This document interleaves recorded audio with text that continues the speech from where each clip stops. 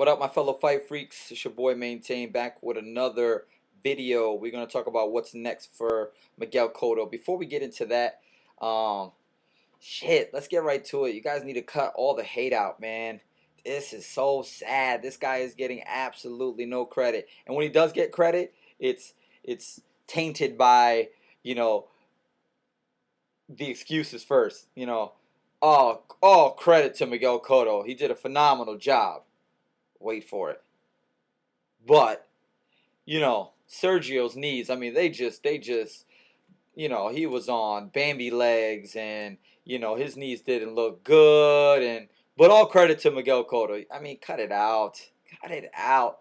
Leading up to the fight, he said, I'm 100%. My legs have never felt better. I haven't felt this way since who knows what fight it was, and I feel good. And the trainer goes in there and talks all that shit saying, I don't know what Freddie could have taught Miguel that is going to help him in this fight. You can't change this guy, and he's going to get hurt. Oh man, he's going to get hurt. And then you go on to Lou DiBella. Oh my God, I remember, I think it was in the second installment of 24/7. I believe it was the second.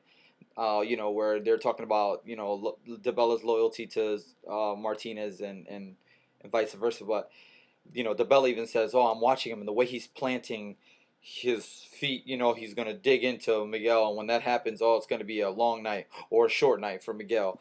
So and then you talk about his doctor that they showed on in the last episode as well, Raquel Bordones or whatever her name is, and she's like, "Oh yeah, I can't. His legs. We're only wearing the sleeves as a precautionary measure. But his legs are fine." She's like, "I don't have one doubt, and I can't wait for him because he's gonna show." I believe she said in Spanish, he's gonna show. I can't wait for him to show how he uses his knees or his legs or whatever. So what is it? I mean, everybody was lying. There were secrecy throughout the whole camp, And if that's the case, oh well, like Miguel Cotto said, that's on you. That's not on me. Your job is to be prepared for the fight. He took on the fight. Now everybody wants to go make excuses. Knock it off. I heard one guy say, from the first 30 seconds that he walked out of the corner into the ring, you could see his knee wasn't, he wasn't doing, what?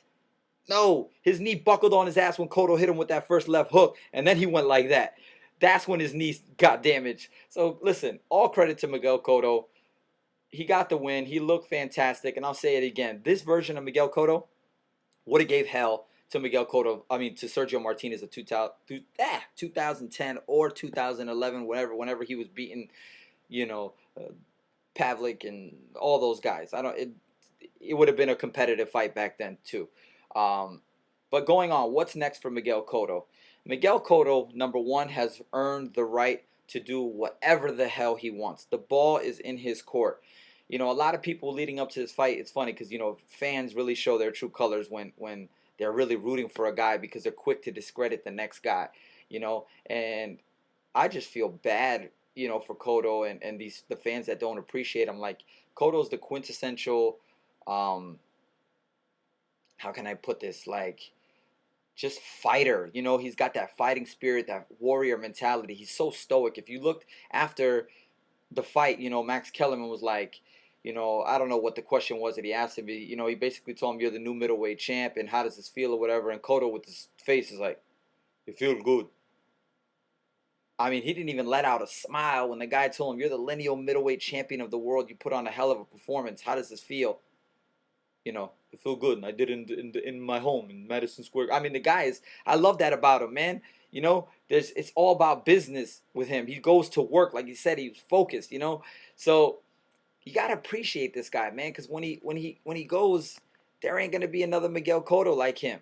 He don't talk no shit. He just gets in the ring. He fights everybody. Leading up to the fight, everybody's like, "Oh, Cotto has had a padded career. He hasn't fought any A opponents yet." No, you know what he has fought? He's fought the toughest fights out there. He's fought everyone. Who can you say that he ducked when he was coming up? Not a damn person. People say, "Oh, Sergio was asking for this fight 4 years ago." Yeah, Cotto was at 147. You wanted him to move all the way up to 160 to fight Sergio Martinez? It's crazy. His body hadn't grown into it. Just like Andre Ward now. People are rushing him to get to light heavyweight so he can go up there and fight Kovalev and Adonis. He's like, "No, when I'm ready, I'll go up. I'm not ready right now. It has nothing to do with ducking anybody. you know when somebody's ducking somebody. I won't say any names here career-wise, but you know, they said Cotto didn't fight any A-listers. I mean, Zab Judah was still a great fighter. Not still. He was still in his prime when Cotto fought him. He had lost 4 times, and 2 of those were to Baldomir and Mayweather, you know, who were 2 of the greatest of their era. And when he took on Cotto. Then you go to, hold on, I got to get the door real fast. Somebody's knocking.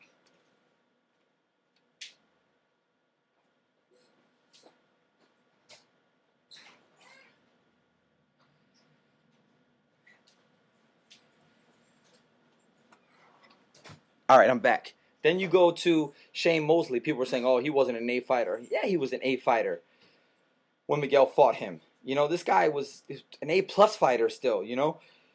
It's just ridiculous. Then you go to the bigger guys in the division that everybody was avoiding, like Antonio Margarito. Nobody wanted any parts of Margarito when he was on his tornado run.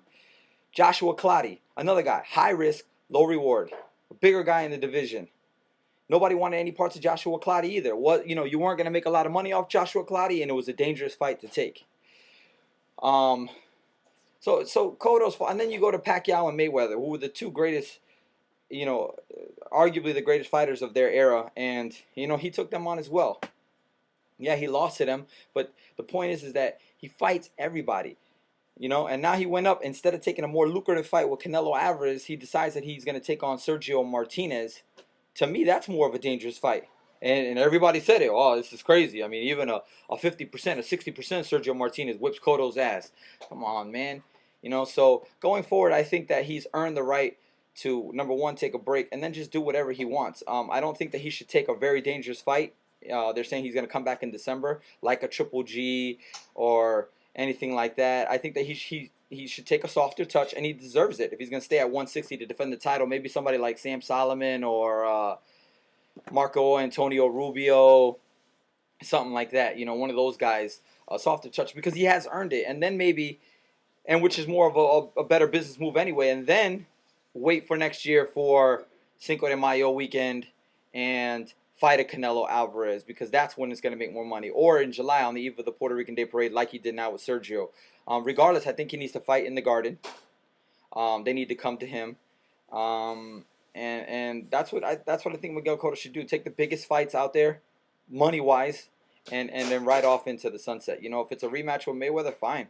Make Mayweather come all the way up to the middleweight division, challenge him, and you know, make $20 million off that fight. And if you lose, you lose. You know, you go out making $20 million, you ride off into the sunset. But he definitely deserves, at this point in his career, to do whatever he wants. He's earned that right. So let me know what you guys think. Comments below, and we'll see you on the next video. Peace.